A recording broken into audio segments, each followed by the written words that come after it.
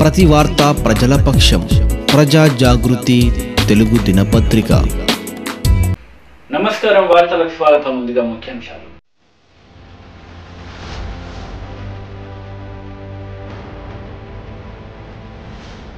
వైద్య సేవలు రాష్ట్ర ప్రభుత్వం విజయవంతంగా అందిస్తుందన్న రాష్ట్ర వైద్య ఆరోగ్య మంత్రి హరీష్ రావు.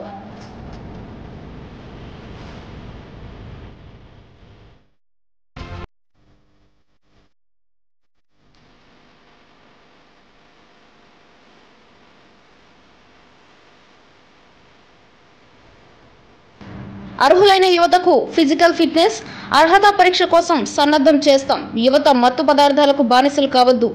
సిపి నాగరాజు వెల్లడి.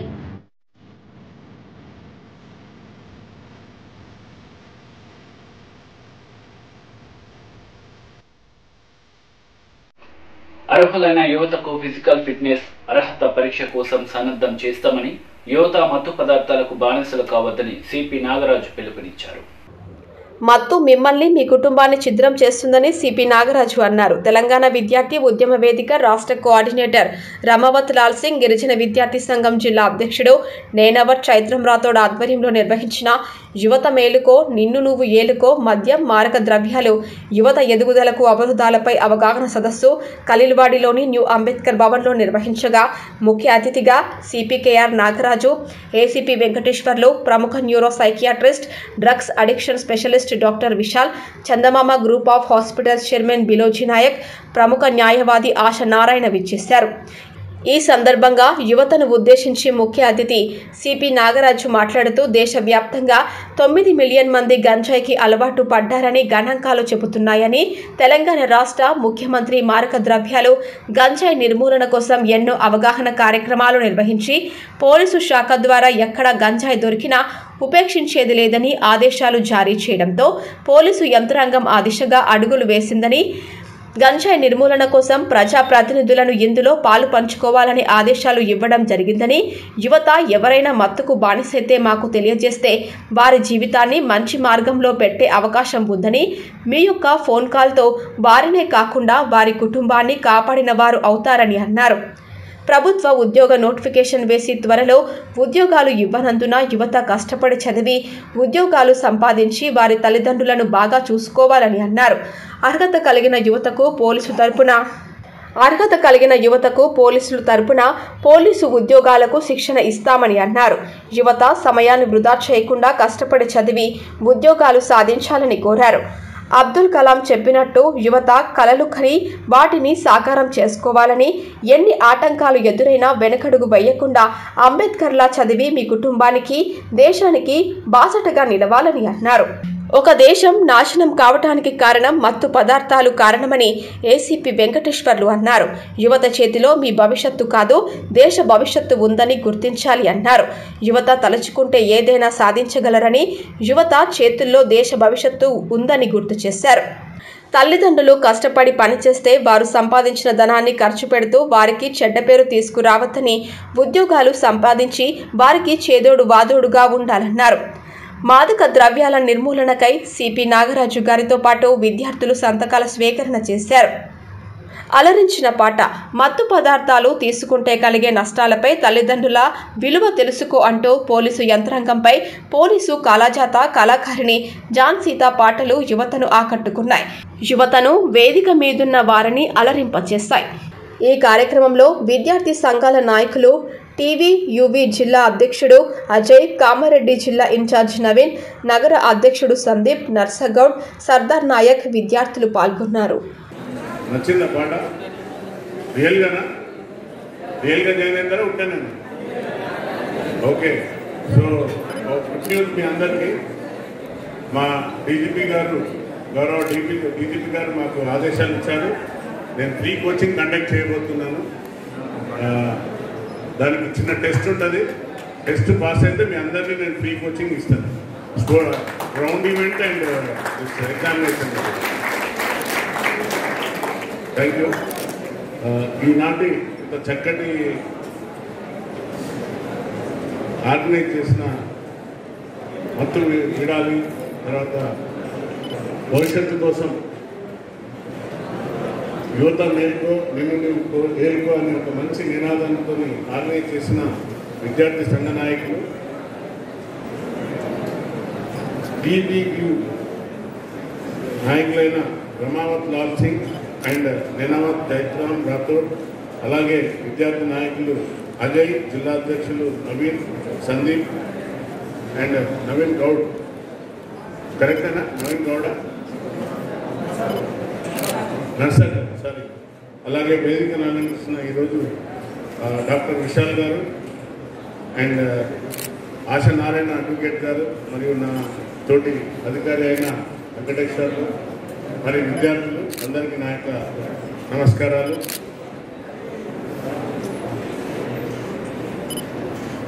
చాలా ఆనందం, సంతోషంగా ఉంది. అసలు యాక్చువల్లీ నేను ఫస్ట్ నా ఆఫీస్కి వచ్చినప్పుడు ఎంతమంది వస్తారు బాబు, ఎంతమందిని గ్యాదర్ చేయగలుగుతామని అడిగాను. అడిగితే లేదు సార్, మా విద్యార్థులు వస్తారు, తప్పనిసరిగా మీరు రావాలంటే నేను ఫస్ట్ సంకోచించిన, ఎందుకంటే వస్తారా రారా, వస్తే వింటారా లేదా అనేది నాకు డౌట్ ఉండే. బట్ ఈరోజు చూస్తే మీలో ఉత్సాహం ఉంది, పవర్ కూడా ఉంది. సో తప్పనిసరిగా మీరు మా చేసేవాళ్ళందరూ సంతకం ఫ్రెండ్స్ తీసుకున్నారా? తీసుకోలేదు కదా? ఓకే, సంతకాలు చేయాలి. రిజిస్టర్లో పేరు నెంబర్ రాశారా? Okay, good. ఎందుకో తెలుసా? ఓకే, ఫస్ట్ నేను స్టార్ట్ చేసేది. ఓకే, ఎంతమంది పవన్ కళ్యాణ్ ఫ్యాన్స్ ఉన్నారు? Very good.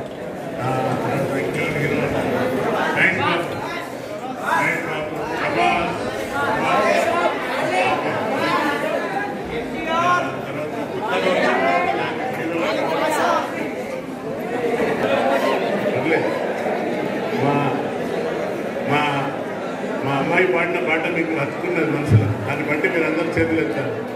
ఓకే, సో మనం ఇప్పుడు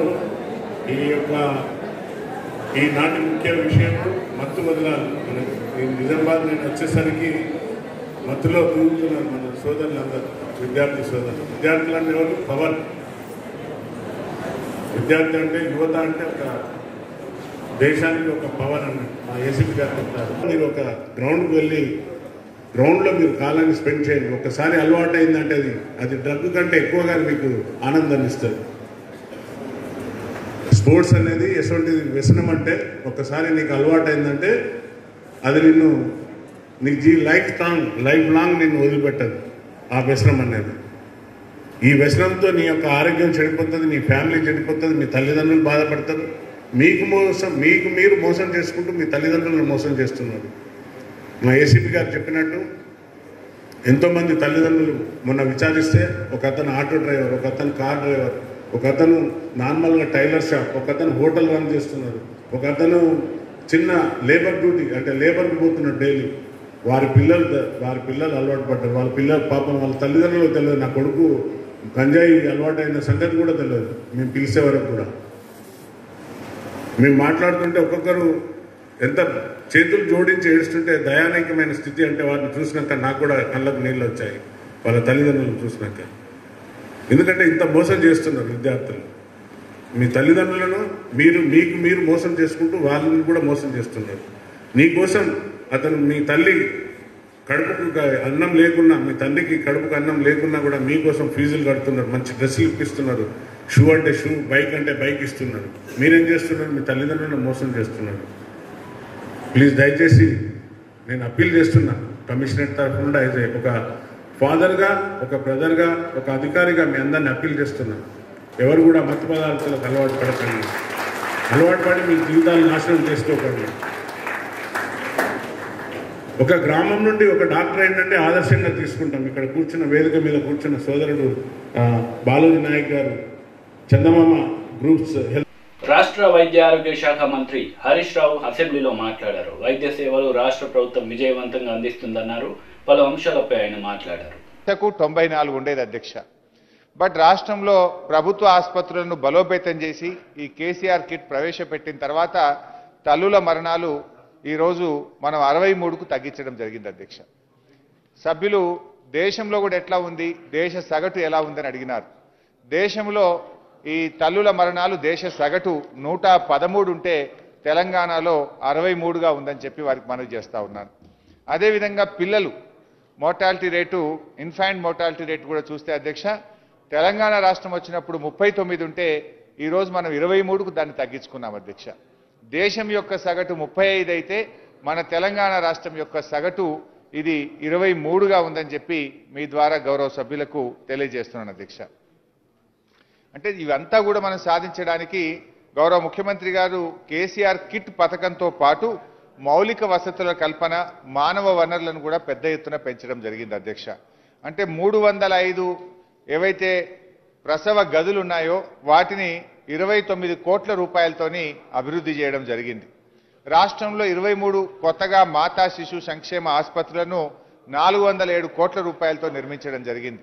గౌరవ శాసనసభ్యురాలు శ్రీమతి పద్మ గారు కూడా మా మెదక్లో ఎంసీహెచ్ హాస్పిటల్ను తొందరగా ప్రారంభించాలని చెప్పి వారు కోరినారు. వాస్తవానికి మనం 22లో మెదక్ కూడా ఉంది. ఏదైతే 407 కోట్ల రూపాయలతో 22 ఆసుపత్రులు మనం కడుతున్నామో అందులో మెదక్లో కూడా 100 పడకల ఎంసీహెచ్ ఆసుపత్రి ఉంది. దాని పనులు దాదాపుగా పూర్తి కావచ్చినాయి.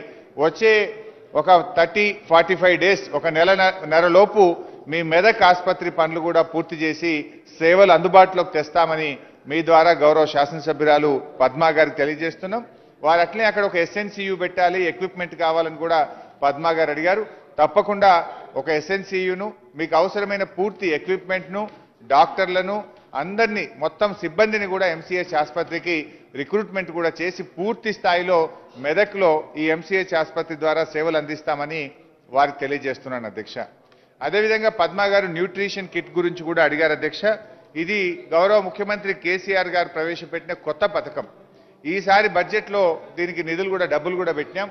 ముఖ్యంగా ఈ కేసీఆర్ న్యూట్రిషన్ కిట్ యొక్క ఉద్దేశం ఏంటంటే అధ్యక్ష, ఇది మన రాష్ట్రంలో కొన్ని జిల్లాల్లో మాల్ న్యూట్రిషన్తో, ముఖ్యంగా గర్భిణీ స్త్రీలు ఎనీమియాతో, రక్తహీనతతో బాగా ఇబ్బంది పడతా ఉన్నారు కనుక వారికి ఈ న్యూట్రిషన్ కిట్ ఇవ్వడం ద్వారా వారిలో శక్తిని పెంచాలనేటువంటిది ఒక ప్రభుత్వ ప్రయత్నం. ఇందులో మన ఆఫీసర్స్, ఉమెన్ ఆఫీసర్స్తో ఒక కమిటీ వేశారు ముఖ్యమంత్రి గారు. వారు వివిధ రాష్ట్రాల్లో తిరిగి వచ్చి వారిచ్చినటువంటి రికమెండేషన్ ఆధారంగా మన రాష్ట్రంలో 9 జిల్లాలు, ముఖ్యంగా కొమరంభీం ఆసిఫాబాద్ జిల్లా, ఆదిలాబాద్ జిల్లా, భూపాలపల్లి, భద్రాద్రి కొత్తగూడెం, కామారెడ్డి, వికారాబాద్, గద్వాల్, నాగర్ కర్నూల్, ములుగు, ఈ 9 జిల్లాల్లో ఈ ప్రాబ్లం ఎక్కువగా ఉందని చెప్పి ప్రభుత్వం గుర్తించి ఈ ఏప్రిల్ నెల నుంచే ఈ 9 జిల్లాల్లో కూడా కేసీఆర్ న్యూట్రిషన్ కిట్ పథకాన్ని కూడా మనం ప్రారంభం చేయబోతున్నామని చెప్పి మీ ద్వారా గౌరవ సభ్యులకు తెలియజేస్తున్నాం. నియంతృత్వ పాలనను ప్రజలు నమ్మరని అందుకు నిదర్శనం. 5 రాష్ట్రాల్లో ఎన్నికలు జరిగితే పంజాబ్ మినహా 4 రాష్ట్రాల్లో భారతీయ జనతా పార్టీ సాధించిన ఘన విజయమే అందుకు నిదర్శనమని బీజేవైఎం రాష్ట్ర అధికార ప్రతినిధి సంకినేని వరుణ్ రావు అన్నారు. నియంతృత్వ పాలనను ప్రజలు నమ్మరని అందుకు నిదర్శనమని 5 రాష్ట్రాలలో ఎన్నికలు జరిగితే పంజాబ్ మినహా 4 రాష్ట్రాలలో భారతీయ జనతా పార్టీ సాధించిన ఘన విజయమే అందుకు నిదర్శనమని బీజేవైఎం రాష్ట్ర అధికార ప్రతినిధి సంకినేని వరుణ్ రావు అన్నారు. గురువారం ఉత్తరాఖండ్, ఉత్తరప్రదేశ్, మణిపూర్, గోవా రాష్ట్రాలలో జరిగిన ఎన్నికల ఫలితాలు వెలువడిన నేపథ్యంలో జిల్లా కేంద్రంలో పార్టీ శ్రేణులతో కలిసి బీజేవైఎం జిల్లా అధ్యక్షుడు కట్కూరు కార్తిక్ రెడ్డి ఆధ్వర్యంలో పట్టణంలో విజయోత్సవ బైక్ ర్యాలీ నిర్వహించి స్వీట్లు పంచి బాణాసంచా కాల్చారు. ఈ సందర్భంగా ఆయన విలేకరులతో మాట్లాడుతూ పంజాబ్ మినహా మిగిలిన 4 రాష్ట్రాలలో ఉత్తరాఖండ్, ఉత్తరప్రదేశ్, మణిపూర్, గోవా బీజేపీ విజయకేతనం ఎగరవేసిందని, ప్రజలు నిబద్ధత కలిగి పార్టీకి పట్టం కట్టారని, ఇది ముమ్మాటికి ప్రజల విజయమేనని అన్నారు. బీజేపీ పార్టీ వారసత్వం కోసం పనిచేసే పార్టీ కాదని, ఈ పార్టీలో వారసత్వం అనే పదం లేదని తెలిపారు. అటు కాంగ్రెస్, ఇటు టీఆర్ఎస్ పార్టీలు వారసత్వంతో ముడిపడిన పార్టీలని అన్నారు. రాబోయే ఎన్నికల్లో దేశవ్యాప్తంగా విస్తరిస్తుందని హర్షం వ్యక్తం చేశారు. తెలంగాణ రాష్ట్రంలో జరగబోయే ముందస్తు ఎన్నికల్లో ప్రజలు టీఆర్ఎస్ పార్టీని ఓడించి భాజపాను గెలిపించడం ఖాయమని ఆయన ఆశాభావం వ్యక్తం చేశారు. ఈ కార్యక్రమంలో జిల్లా ఉపాధ్యక్షుడు రాపర్తి శ్రీనివాస్ గౌడ్, జిల్లా ప్రధాన కార్యదర్శి సలిగంటి వీరేందర్, జిల్లా అధికార ప్రతినిధి పల్సా మల్సూర్, కౌన్సిలర్ కట్కూరి కార్తిక్ రెడ్డి, పట్టణ అధ్యక్షుడు అబీద్, సీనియర్ నాయకుడు చల్లమల్ల నరసింహ, అర్రూరి శివ, దోసకాయల ఫణినాయుడు తదితరులు పాల్గొన్నారు. 5 రాష్ట్రాల్లో జరిగిన ఎన్నికల్లో భారతీయ జనతా పార్టీ విజయాన్ని చూసి ప్రతి భారతీయ జనతా పార్టీ కార్యకర్త కూడా గర్వపడుతున్నారు. భారతీయ జనతా పార్టీ పేదల పక్షాన ప్రతి ఒక్క వర్గానికి సంబంధించి కానీ, ప్రతి ఒక్క పేద వర్గానికి కానీ, ఏ వర్గానికి కానీ భారతీయ జనతా పార్టీ పనిచేస్తుంది. పనిచేస్తేనే ఈ గెలుపు సాధ్యమనేది భారతీయ జనతా పార్టీ నరేంద్ర మోదీ గారి పైన నమ్మకంతో ఈ విజయం, ఈ 4 రాష్ట్రాల్లో విజయం సాధించడం జరిగింది. అదేవిధంగా మీరు ఏదైతే చూసుకుంటే ఈ దేశంలో ఎక్కడ ఎప్పుడు ఎన్నికలు జరిగినా గానీ ప్రతి పార్టీలు అంటే ఉన్న ప్రతిపక్ష పార్టీలు అన్నీ కలిసి కూటమై నరేంద్ర మోదీ గారిని ఓడగొడదాం, ఓడిపోతాడు, లేకపోతే రైతు చట్టాల వల్ల దేశానికి అన్యాయం జరిగింది, ఇది ఈ ఎన్నిక అనేది, ఈ 5 రాష్ట్రాల ఎన్నిక అనేది రెఫరెండం అన్నారు. ఈ రాష్ట్రంలో ఉన్న వాళ్ళు కూడా, టీఆర్ఎస్ పార్టీ వాళ్ళు కూడా ఇది సెమీఫైనల్, ఇది రెఫరెండం అని చెప్పిన విషయం మీ అందరికీ కూడా తెలిసిందే. ఇక్కడ ఒకసారి చూసుకుంటే భారతీయ జనతా పార్టీ గాని, నరేంద్ర మోదీ గారు గాని, అమిత్ షా గారు గాని, యోగి ఆదిత్యనాథ్ గారు గాని, జేపీ నడ్డా గారు గాని ప్రతి ఒక్కరు కూడా ఏమన్నారంటే అవును ఇది రెఫరెండమే, సెమీఫైనలే, తప్పకుండా 2024కి ముందు జరిగే ఈ ముఖ్యమైన రాష్ట్రాలు 5 రాష్ట్రాల ఎన్నికల్లో తప్పకుండా గెలిచి సెమీఫైనల్ గెలిచి ఫైనల్ కూడా గెలుస్తామన్నట్టు నరేంద్ర మోడీ గారు ఛాలెంజ్ గా తీసుకుని 4 రాష్ట్రాలలో మేము గెలిచి చూపెట్టినాం. అదేవిధంగా చూసుకుంటే కాంగ్రెస్ పార్టీ నామరూపాలు లేకుండా పోయింది.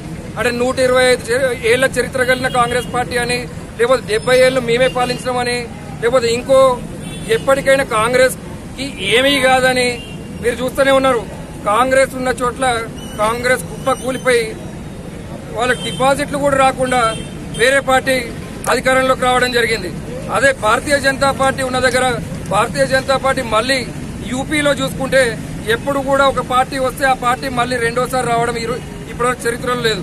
అట్లాంటిది నరేంద్ర మోదీ గారి పైన నమ్మకంతో, యోగి ఆదిత్యనాథ్ గారి పైన నమ్మకంతో మళ్లీ కూడా ప్రజలందరూ కలిసి ఈ గూండా రాజ్యం వద్దు, మాకు తప్పకుండా అభివృద్ధి వైపే మేము ఉంటాం, అభివృద్ధి కావాలి మాకు, సంక్షేమమే కావాలి మాకు అనే విధంగా మళ్లీ యోగి ఆదిత్యనాథ్ గారిని గెలిపించడం జరిగింది. అదేవిధంగా ఇక్కడ తెలంగాణలో కూడా ఇంతకుముందు కూడా గతంలో కూడా చెప్పాం, ఇదే చౌరస్తాలో కూడా చెప్పినాం. దుబ్బాక ఎలక్షన్ దగ్గర నుంచి ఈ రోజు వరకు కూడా ప్రతిసారి చెప్పేది ఏంటంటే కేసీఆర్ పతనం కూడా దుబ్బాక నుంచే మొదలైంది. కేసీఆర్ పతనం జిహెచ్ఎంసీలో చూసినాం. అదే హుజూరాబాద్ వీళ్ళే అన్నారు 3000 కోట్ల అభివృద్ధి పనులు చేసి. ఆమ్ ఆద్మీ పార్టీ స్థిరమై బోధన్ ఇన్ఛార్జ్ జునైద్ అహ్మద్ ఖలీల్ నేతృత్వంలో విజయోత్సవ వేడుకలు జరుపుకున్నారు.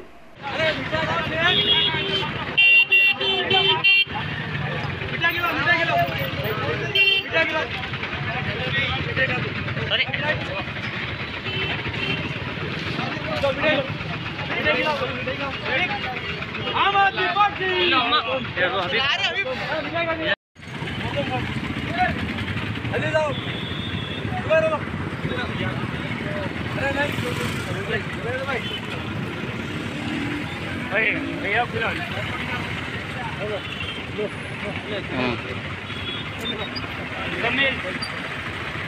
आमने सामने से भाई, अरे बीच में हटना है आना तो भजन साहब बता रही है।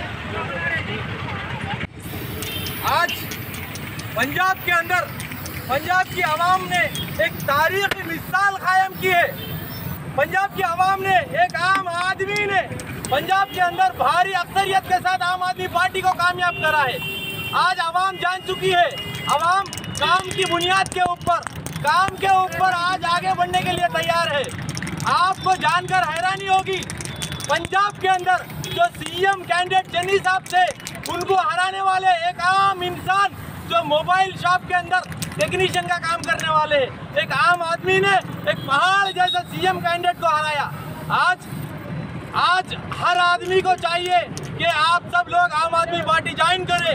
मैं गुजारिश करता हूं सभी आवाम को, सभी हमारे कारोबार वालों को, ऑटो वालों को, लेबर को और खुसूसन हमारे किसानों को कि आप सब आम आदमी पार्टी ज्वाइन करिए। आम आदमी पार्टी जो आवाम के भले के लिए काम कर रही है। आज पंजाब के अंदर 90 से ज्यादा सीटों पे कामयाबी हासिल करने वाली है वाहिद जमात आम आदमी पार्टी है। दिल्ली में 3 मरतबा हुकूमत बनाने वाली जमात आम आदमी पार्टी है। अरविंद केजरीवाल साहब एक ऐसे नेक इंसान है जो आवाम के लिए हमेशा आगे रहते हैं। वहाँ की लोग खुश होकर वो उनके काम को तरजीह देकर आज हिंदुस्तान के अंदर एक इनकलाब बर्पा हो गया। बगैर किसी ताकतों के एक आम आदमियों ने एक हुकूमत ठहरा कर दी है। आज हम सबको एक होकर आम आदमी की आवाज़ बनना बहुत ज़रूरी है। मैं आने वाले दिनों में हुकूमत तेलंगाना की गवर्नमेंट से मैं अपील करता हूं कि आप काम करिए। अगर आप काम नहीं कर सकते तो ये आम आदमी आने वाले दिनों में आपको इसका हिसाब चुकाना पड़ेगा। मैं सभी आवाम से गुजारिश करता हूं कि आप सब आम आदमी पार्टी ज्वाइन हो जाइए। आम आदमी पार्टी, आम आदमी पार्टी, अरविंद केजरीवाल साहब, अरविंद केजरीवाल साहब। బోధన్లోని కాంగ్రెస్ కార్యాలయంలో కాంగ్రెస్ కార్యకర్తలు మీడియా సమావేశం నిర్వహించారు. ప్రభుత్వం ప్రకటించిన ఉద్యోగుల ఖాళీలను వెంటనే భర్తీ చేయాలని డిమాండ్ చేశారు. రాష్ట్ర ముఖ్యమంత్రి కేసీఆర్ గారు ఉద్యోగ ప్రకటన అంటూ 91,000 ఉద్యోగాలు ప్రకటించినందుకు సంతోషంగా మేము ఆహ్వానిస్తున్నాం. కానీ ఇవి ముందస్తు ఎన్నికల ప్రకారమే కేవలం పీకే గారి ఆధ్వర్యంలో ఈ నోటిఫికేషన్ ఇవ్వడం జరిగింది. నీకు ఏ మాత్రం చిత్తశుద్ధి ఉంటే ఈ ప్రజల మీద, ఈ యువత మీద ఎన్నికలకు పోకముందే విద్యార్థుల జీవితాలలో వెలుగు నింపు. నువ్వు విద్యార్థులకు ఈరోజు ఎన్నికల నోటిఫికేషన్ ఇచ్చి వాళ్లకు అయోమయ పరిస్థితుల్లో దేకు. ఎందుకంటే ఇప్పటికే 8 సంవత్సరాల నుంచి వాళ్ళ వయసు పెరిగిపోయినా చదువుతూ కూర్చున్నారు. కేవలం ఎన్నికల కోసం ఈ డ్రామాలు గిట్ట ఆడితే అదే యువత నీకు బొందబెట్టే రోజు వస్తుంది. నువ్వు అనుకుంటున్నావేమో ఇప్పుడు ఫీజులు కట్టించుకొని డబ్బులు తీసుకొని కొన్ని 100 కోట్లు జమ చేసుకొని ముందస్తు ఎన్నికలు ప్రకటించి తర్వాత రిజల్ట్ తర్వాత వేస్తా అని డ్రామా గిట్ట ఆడితే బిడ్డ జాగ్రత్త. ఇవి అందరికీ నీ ఆలోచనలు అందరికీ తెలుసు. ఆల్రెడీ అందరూ ఈ తెలంగాణ ప్రజలు నీ కొరకు మోసపోయినారు కనుక నువ్వు ముందస్తుగానే ఎన్నికలు రాకముందే వాళ్ళకు అపాయింట్మెంట్ లెటర్స్ ఇచ్చే విధంగా చర్యలు తీసుకుంటే బిడ్డ మంచిది. లేకుంటే ఇకపై నువ్వు ఉండవు, నీ కుటుంబం ఉండదు, నీ తెలంగాణ ఉండదు. అలాగే అసెంబ్లీ సమావేశాల్లో రైతుల పట్ల చిత్తశుద్ధి లేకుండా ఉన్నావు. నువ్వు రైతులకు రుణమాఫీ చేస్తానన్నావు. ఇప్పటి వరకు రుణమాఫీ అనే పదం ఎత్తకుండా నువ్వు అసెంబ్లీని సాగిస్తున్నావు. ఇది మంచి పద్ధతి కాదు. అలాగే కరెంటు విషయంలో డెవలప్మెంట్ ఛార్జీలు అంటూ ప్రజలను ఇబ్బంది గురి చేస్తున్నావు. ఏవైతే డెవలప్మెంట్ ఛార్జీలను తీసుకున్నావో వెంటనే ప్రజలకు అవి రిటర్న్ ఇచ్చే విధంగా తీసుకోవాలి. అలాగే డబుల్ బెడ్రూమ్ ఇళ్లలో కొందరికి అగ్గిపెట్టాలి లాంటి ఇళ్ళని ఇచ్చి ఈరోజు డబుల్ బెడ్రూమ్ తెలంగాణ అంతటా ఇచ్చానంటున్నావు. కానీ అవి ఇవ్వలేకపోయినావు. అదే బోధన పరిస్థితి చూసుకుంటే ఇప్పటి వరకు 5 నియోజకవర్గానికి 5. బీజేపీ ఎమ్మెల్యేలు మీడియా సమావేశం నిర్వహించారు. పలు విషయాలపై ఎమ్మెల్యేలు మాట్లాడారు. టీఆర్ఎస్ అధికారులు ఎంత దౌర్జన్యంకి దిగజారుతారు అది ఇవాళ చెప్పనికే ప్రెస్ మీట్ కార్యక్రమం పెట్టినాము. 2018 ఎన్నికల్లో ఏ విధంగా ఎలక్షన్ జరిగింది యావత్ తెలంగాణకి తెలుసు. డబ్బు బలం, పోలీస్ బలం అన్ని విధాలుగా పెట్టి మా ఒక్క క్యాండిడేట్ కూడా గెలవకుండా చేసినారు. ఒక్క ఓటుకి 2,000 రూపాయలు, 5,000 రూపాయలు, 10,000 రూపాయలు ఆ విధంగా మొత్తం డబ్బు బలం పెట్టి చాలా వరకు అది ఫ్రాడ్ ఎలక్షన్ కూడా చెప్పొచ్చు. కానీ అంత చేసిన తర్వాత కూడా నా గోషామేల్ నియోజకవర్గంలో మా ప్రజలు ఏంటంటే 2024లో కూడా నాకు ఆశీర్వాదం ఇచ్చి గెలిపించినారు. 2018లో కూడా ఎంతైనా వాళ్ళు డబ్బు బలం పెట్టి అన్ని విధాలుగా ప్రయత్నం చేస్తే కూడా అప్పుడు నేను ఒక్కటినే గెలిచిన. నేను ఒక్కటి గెలిచిన తర్వాత మా ముఖ్యమంత్రి ఆలోచన ఏ విధంగా ఉందంటే టోటల్ బీజేపీ తెలంగాణ నుంచి మైషప్ అయిపోవాలి, ఖతం అయిపోవాలని ఒక ఉద్దేశం కేసీఆర్ గారిది ఉండే. అప్పుడు ఒక కుట్ర చేసినారు. టీఆర్ఎస్ క్యాండిడేట్ నుంచి కేఎస్ ఏపీజం రాజాసింగ్ పైన ఒక కేసు ఎలక్షన్ పిటిషన్ నా పైన 2018లో నా పైన వేసినారు హైకోర్టులో. అది కంటిన్యూగా జరిగింది. రాజాసింగ్ పైన ఎన్ని కేసులు ఉన్నాయి,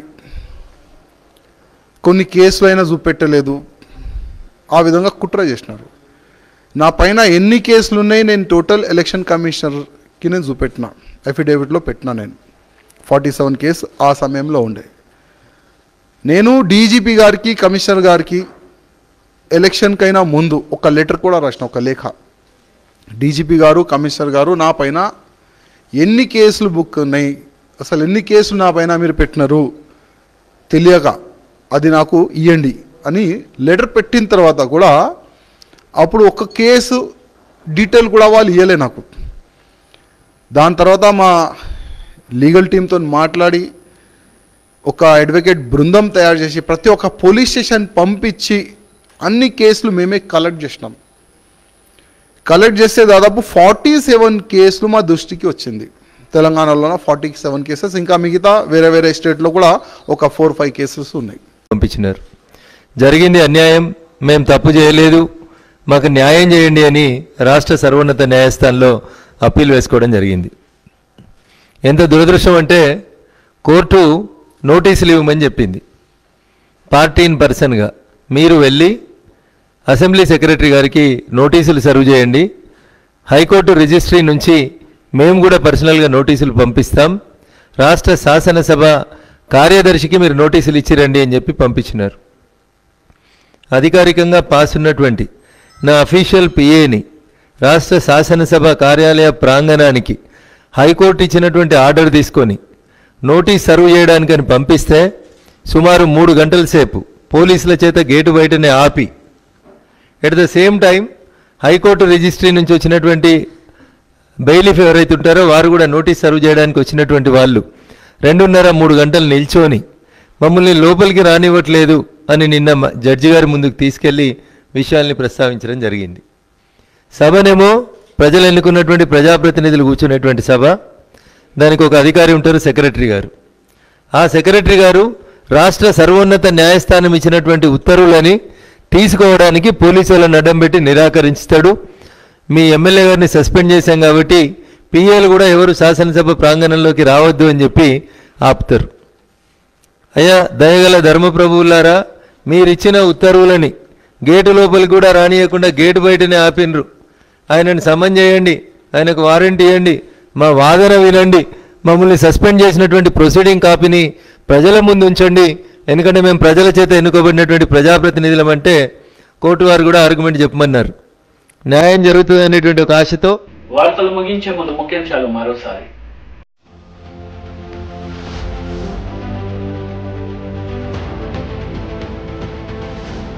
వైద్య సేవలు రాష్ట్ర ప్రభుత్వం విజయవంతంగా అందిస్తుందన్న రాష్ట్ర వైద్య ఆరోగ్య మంత్రి హరీష్ రావు.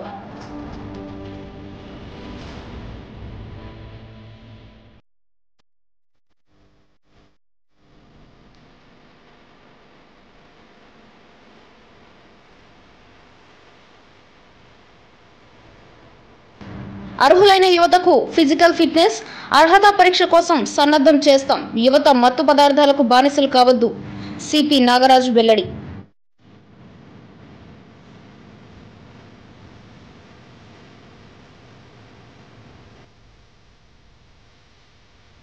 ఈ వార్తలు ఇంతటితో సమాప్తం. తిరిగి ప్రసారం ఈ వార్తలు మళ్ళీ కలుద్దాం. అంతవరకు సెలవు. నమస్తే.